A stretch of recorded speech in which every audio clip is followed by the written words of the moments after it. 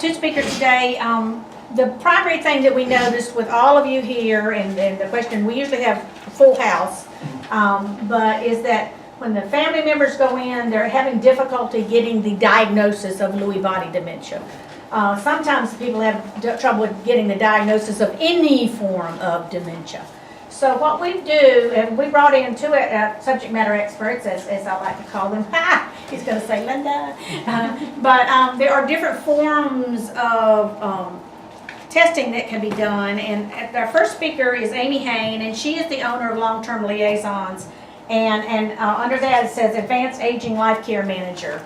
I like her to say she is a Cadillac social worker. I mean, she knows it all. She has a little bit of knowledge of everything. I've worked with her for years. I worked with Aurora for years, and this gentleman is he's in the geriatric unit social worker at Aurora, and he's going to tell us about one of the other tests. It's called MOCA, because if you go in a different neurologist or your own general physician, all of them will choose a different mode of testing and examination. So what I want them to, what they're going to tell us about, or what are these doctors looking for, and what kind of tests did they do? And did you decide you'll go first, or what did you decide? Yeah, I'll go first. Okay, and I we're think gonna we're kind of put them on camera because this is so important. So have you got everything on your lens? All right.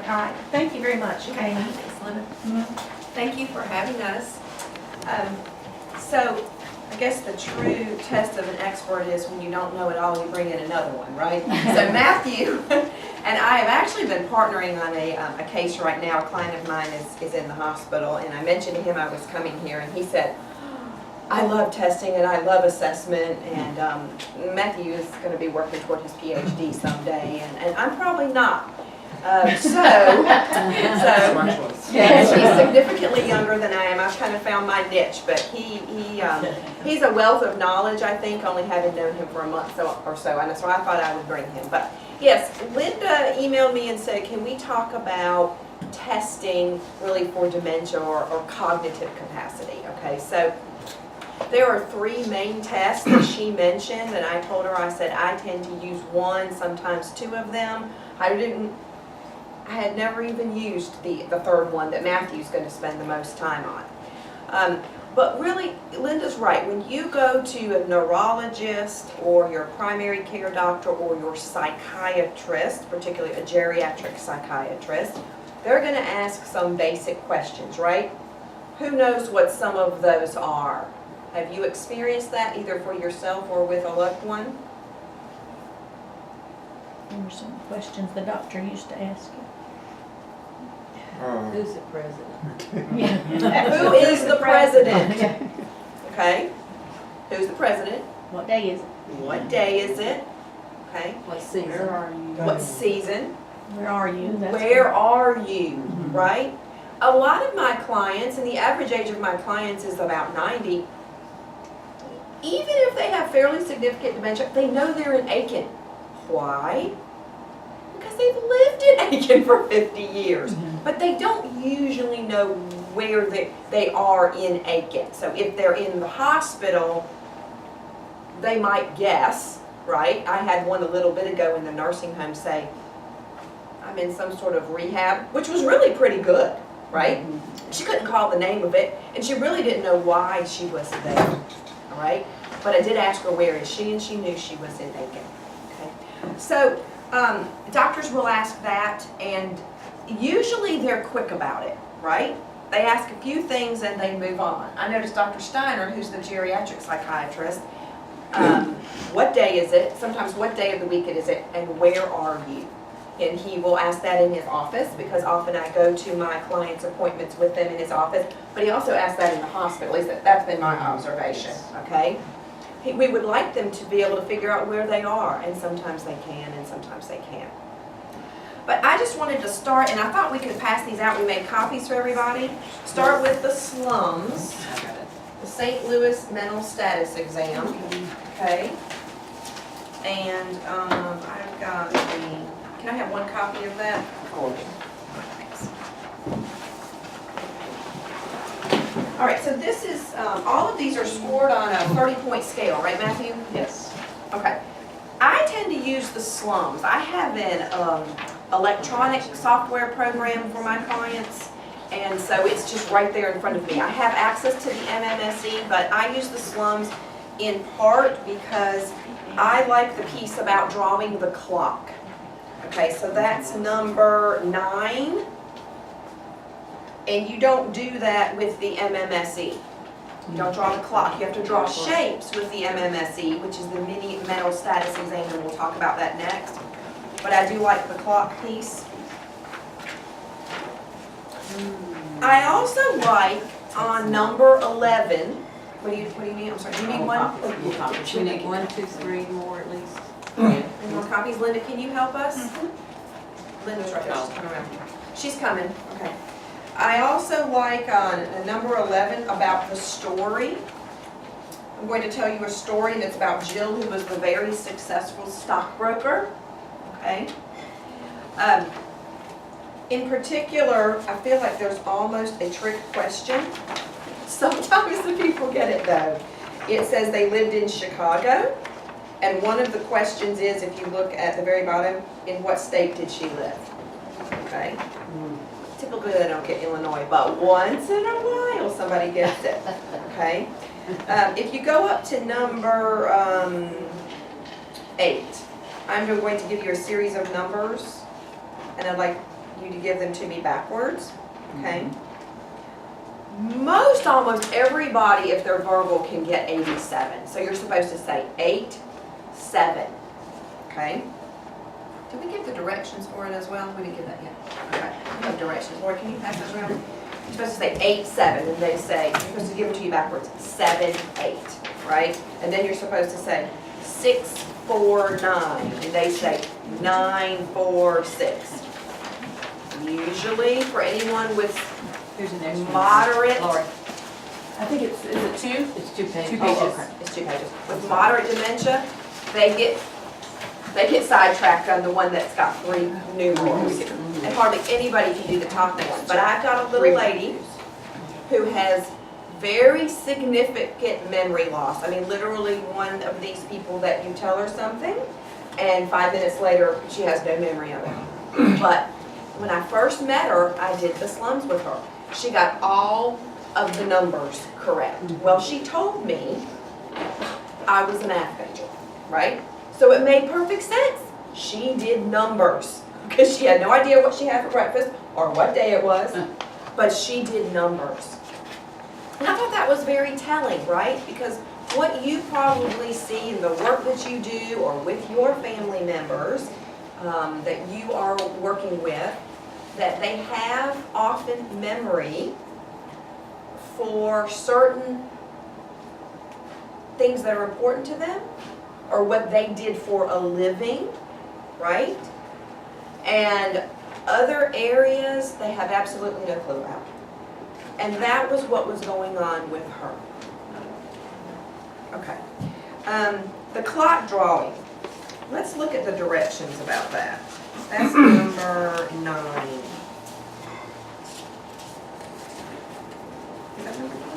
This is the clock face.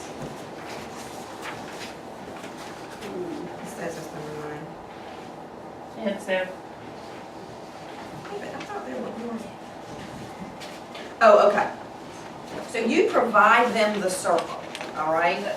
Usually I just draw a big circle like this, and I tell them this is a clock face, okay? And I say, put all the number marks in.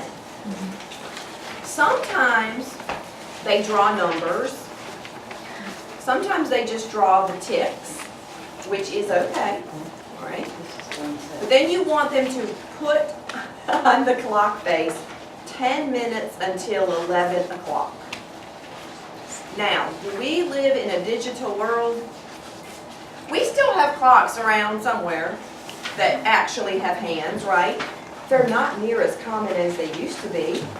My kids who are 19 and 17 can read a clock like that, but it's not very common. But for people this age, they're used to this sort of clock, okay? This is what they grew up with. This is what they saw for many, many years. It's really interesting to see what they end up drawing, okay? And I didn't bring it today, but you can go online and you can see an explanation of when they draw, for instance, all the numbers on one side, 1, 2, 3, 4, 5, 6, 7, 8, 9, 10, 11, 12, what that means. And honestly, I'm sorry, I can't tell you what that means right now, but it's specific to the type of dementia that they have. Okay, have you ever heard that? When they draw all the numbers on the one side of the clock. Hemispheric neglect. Speaking to I didn't know that. It's hemispheric neglect. It's when one side of the brain essentially goes dark, and so one side you're not paying attention to, so your brain doesn't register. So let's say you had right side neglect. Anything on the left side, your brain doesn't register. So when they draw it, they're not going to do anything on the left side because they don't register that part of the clock. Could that be with trauma too? Yes. Okay. Usually, Right side controls left side. Okay. So like I had a patient who had a traumatic brain injury from football. And so the part of the brain that deals with sight is in the back. So he had contusion to the back, which is a bruise, and temporary loss of being able to recognize that side. So he couldn't see anything on that side of his brain, of his body. So he wouldn't draw. Interesting. Okay, thank you. Thank you. Okay. Is this the same as a stroke? Or- It could happen from a Yeah. stroke. Like whenever you have it's a concussion, it's when your brain hits your skull. And so it's usually temporary because it's a bruise. You know, when you get a bruise on your arm, eventually it goes away. As long as it's not a severe one, it usually lessens over time. A stroke is a little bit more traumatic, a little bit worse, depending on what type and how long it took to treat. If the numbers that the individual draws are on one side, you say the right side, is that the left side syndrome he has? Or So if right he side draws on the syndrome? right side, that would mean that the left side is working, the right side is not, because it's opposite. Just that. All right. So then, all of these are scored on a 30-point scale. So at the bottom on the slums, it gives you the breakdown. And you have to take into consideration level of education. Okay? So as you can see, normal, if you have a high school education, is 27 to 30. There's not a lot of room for error, really. And then less than high school, 20 to 30. MCI, y'all know what that means? Cognitive impairment. Mild cognitive impairment. High school education, 20 to 27, but for less than high school, 14 to 19. Okay? And then dementia. High school education, 1 to 19, or 1 to 14, less than high school. Most of my clients have dementia. On paper and in real life, okay? They do. Most of them score on the slums probably somewhere between a 10 and an 18, okay? There's the piece about recall. Please remember these 5 objects. Everybody, whenever that's asked, either by myself when I'm giving the test or we're in a doctor's office together, everybody says, that's hard. That's hard even if you are just 46 years old like me at times, right? Because you are being asked information, then you're being given this information, then you're being asked to focus on something else. As you see, you skip. You have to do math on number 5. Then on number 6, you have to name animals. Then you have to come back to number 7 and retrieve or recall that information that someone gave you. Apple, pen, tie, house, car. They lose a lot of points right then and there. Yeah, they do. Okay. Any questions on that one? All right, the next one is the MMSE Mini Mental Status Exam.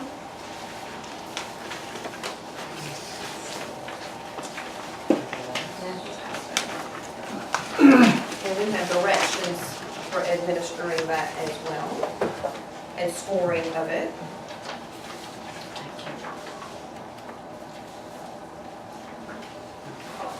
We're gonna be out.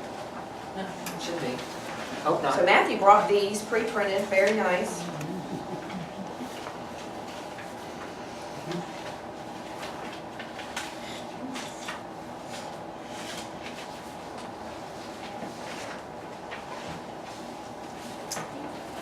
one thing I wish that when my husband was going through this, I know he had this one twice.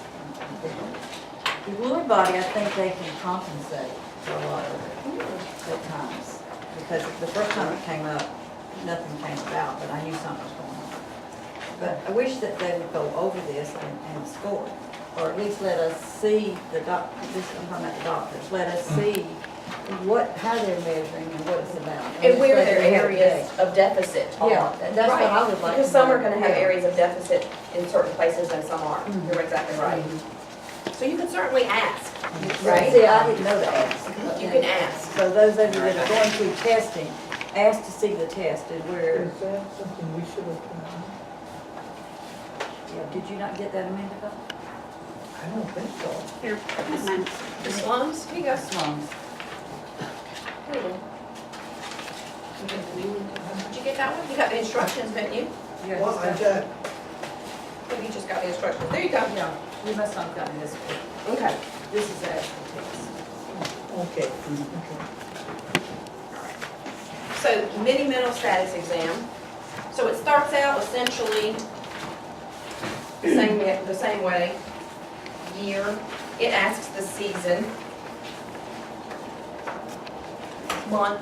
It asks the month. For slums doesn't ask the month. You only have to name 3 words, or we call 3 words, whereas with the slums, you have to jump up to 5, okay? Which is a little harder, really, it's a little harder, okay? Also with the MMSE, you have to do your, what we call serial 7s, which is subtracting 7 from a 100 by 7. I can't do. Right, Linda can't even do it, I right? cannot do that. No. I can spell, but I can't add, so, or subtract. So, there is a caveat here that you can ask them to spell world forward then backward, Oh, okay? And you can do that if the examinee refuses to perform the serial 7s task. There are probably people based upon their cognitive ability before they had dementia that would struggle with serial 7s, just like Linda said she did, and Marilyn's saying yes. It's just a hard task, okay? But if you can spell, you can probably get out W-O-R-L-D and then D-L-R-O-W. are you Yes, discounted for using your fingers? I don't, You can Matthew, do it. you can use your fingers? Okay. All right, so no, you're not discounted. Matthew's not gonna count you off.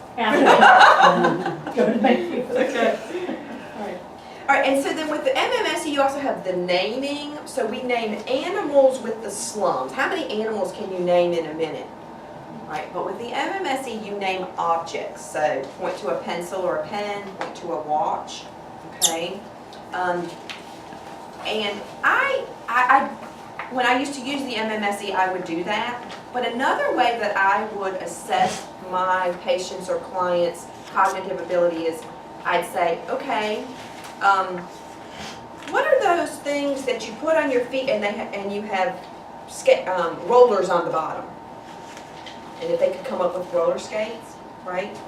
I'd say, and what do you do with roller skates, right? In other words, what is that transition from this is an object to how do you handle it? You could even say, and what do you do with a pen, right? Okay, so this is a pen, what do you do with it? This is a watch. What is its purpose? In other words, can they go a step further? There's no scoring for that here, but that helps you kind of figure out where are they in that reasoning continuum. All right. For me? So the MMSE also has the comprehension piece, asking them to take a piece of paper, take it in your right hand, fold it in half, put it on the floor or the table. Can they do that? Right? Some of them are going to have trouble comprehending what you're asking and following these instructions. Okay? Reading, close your eyes. Right? And you have to do it. So, do they understand what you said? Close your eyes. Usually they get that. So this is an interesting one. So this shared client Matthew and I have, we had a nurse, an outside nurse come in and do an assessment, and she did an MMSE with him. And we're looking to move him from the hospital to an assisted living. So he was we think he was pulling her leg. Because first, she asked in the very beginning, "Where are you?" And he told her New South Wales. He also told her the year was 1916. But later, he told her that he had had a fall. He remembered that. And she said, "Well, what happened?" He said, "I hit my head," which was exactly right. Well, he's kind of a sarcastic personality. We think he was yanking her chain, honestly. But when she asked him in the second to the last one to write a sentence, she said, "You can write a sentence and you can write your thoughts, whatever thoughts you have." You remember this? I do. I don't remember what he said, but I remember exactly what he said because I saw what he wrote. He wrote, "Sentence lady, thoughts." And I really thought, because I know what sort of personality challenges he has, that he was, again, yanking her chain. Okay? But he was being kind of sassy, really. He did not realize that this testing, where he probably made up that he was in New South Wales, he knew he wasn't in New South Wales, hurt him. She used that information and she reported to the assisted living where his family wanted him to go in New York and say, "We're not taking him." That was one of the reasons. "We're not taking him." He presented worse on this testing than he actually was. Yes, he does have some cognitive deficits and some dementia. Yes, he does. But he kind of shot himself in the foot, right? Most people are not going to do that. Most people are going to be compliant and write a sentence. It might even have been, "This lady told me to write a sentence. This lady told me to write my thoughts." That's not what he did. All right, and then this one does have a drawing exercise. So in the slums, they don't actually draw the shapes. The shapes are there, and they have to place an X in the triangle and then tell you which one is the largest. But in the MMSE, they have to draw this. So turn to the back. These interlocking shapes.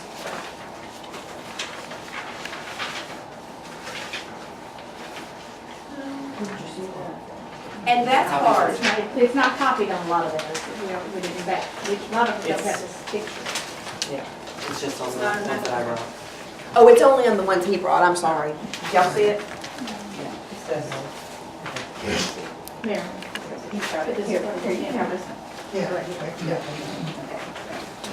We don't know. Turn it over on the back end.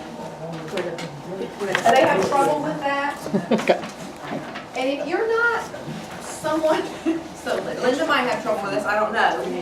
But I was never good in geometry, so to actually copy something like that for me might even be a little difficult, and I have an advanced college degree, right? So again, this is a good test to try to figure out in a range where someone is cognitively, but if their background and their strengths are in one area, they're going to do a little better on some of these questions than on others.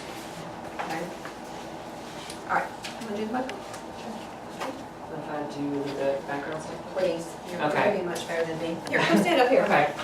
So first off, before I begin, do you all know what Aurora is? Like, she was saying that I'm from Aurora. I just want to make sure that everyone. I have Okay. no idea. It's actually it's an inpatient facility here in Aiken. We have, to my knowledge, the only geriatric specialty unit in actually pretty close to like 2-3 hours from here. So if anybody gets to the point where they can't be at home or they're a danger to themselves or others, you're probably going to be dealing with me for a while.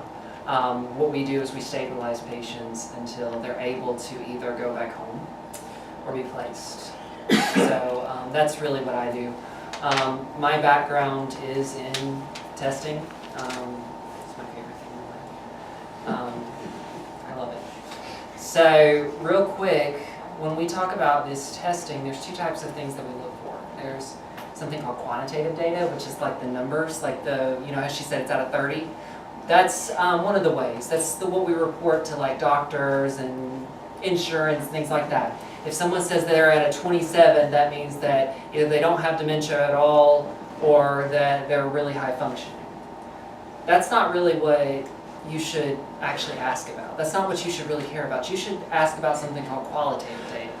What that means is, what did you notice while they were taking this test? Were they super frustrated? Were they yanking your chain like that patient? What were they having trouble with? That's what you should be asking about.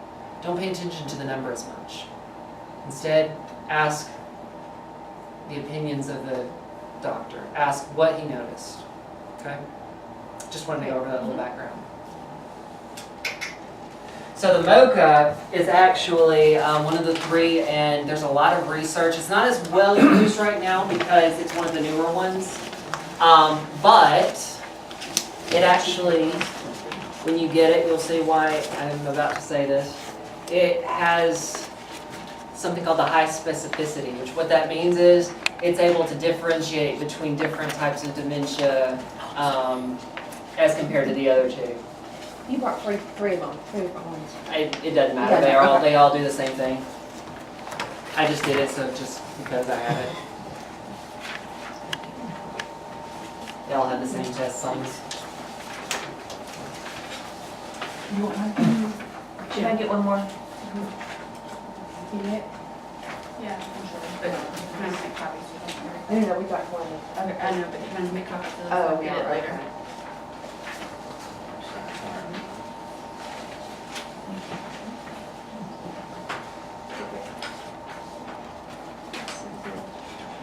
Two pages. The MOCA test itself is just one page. The instructions, and we'll make more copies if we need, yeah. It's 3 pages, I think. Yeah. Okay. I don't, there wasn't enough, we need to make some more copies. Of the, Of the instructions. No, the whole test. oh, They got there's it. plenty of There's tests. plenty. Oh, There's okay. plenty.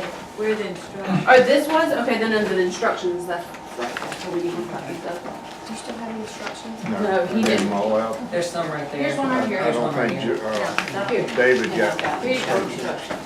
No. I'm so sorry. Can you make copies of those? Do you mind? And Don't worry about we need waiting. 2 over here. Okay.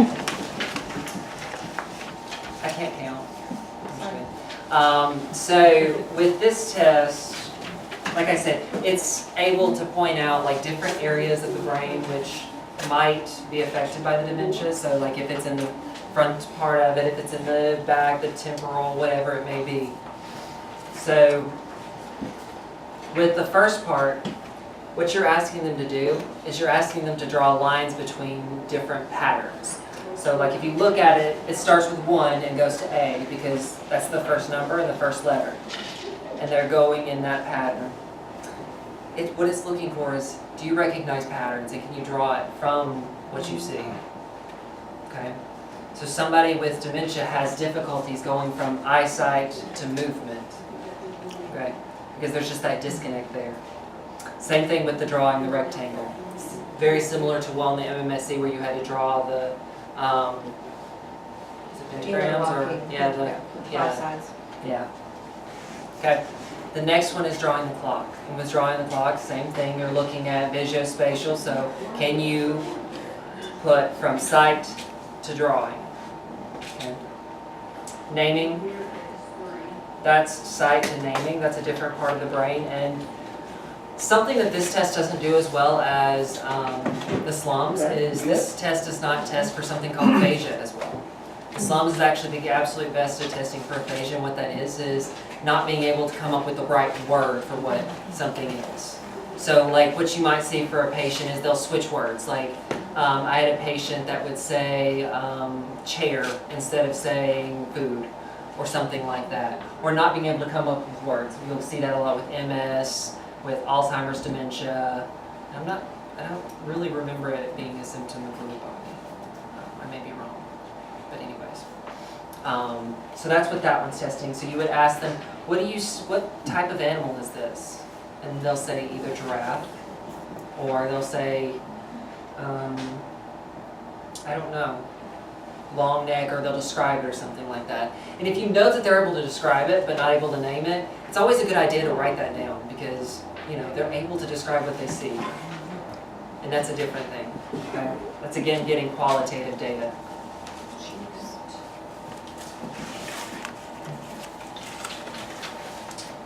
The memory part, which is the next part, you're reading off truck, banana, violin, desk, and green. And this part is for short-term memory. You're giving them the words and you're asking them, okay, repeat that back to me, and you're writing down what they say.